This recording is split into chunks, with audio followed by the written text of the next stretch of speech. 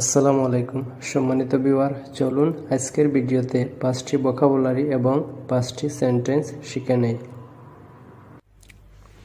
Number 1, activate অর্থ হচ্ছে সক্রিয় করা।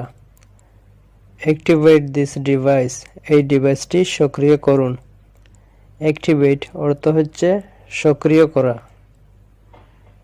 অ্যাক্টিভেট দিস ডিভাইস, এই ডিভাইসটি সক্রিয় করুন। নাম্বার 2, অ্যাচিভ অর্থ হচ্ছে অর্জন করা। অ্যাচিভ ইয়োর গোলস, তোমার লক্ষ্য অর্জন করো। অ্যাচিভ অর্থ হচ্ছে অর্জন করা। অ্যাচিভ ইয়োর গোলস, তোমার লক্ষ্য অর্জন করো। নাম্বার 3, অ্যাকিউজ অর্থ হচ্ছে অভিযুক্ত করা। অ্যাকিউজ সামওয়ান অফ সামথিং, কাউকে কিছুর জন্য অভিযুক্ত করা। অ্যাকিউজ অর্থ হচ্ছে অভিযুক্ত করা। অ্যাকিউজ সামওয়ান অফ সামথিং, কাউকে কিছুর জন্য অভিযুক্ত করা। নাম্বার 4, অ্যাকসেপ্ট অর্থ হচ্ছে গ্রহণ করা।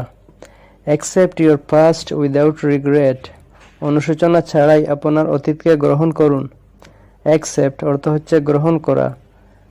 Accept your past without regret, অনুশোচনা ছাড়াই আপনার অতীতকে গ্রহণ করুন। নাম্বার 5, অ্যাভয়েড অর্থ হচ্ছে মেনে চলা।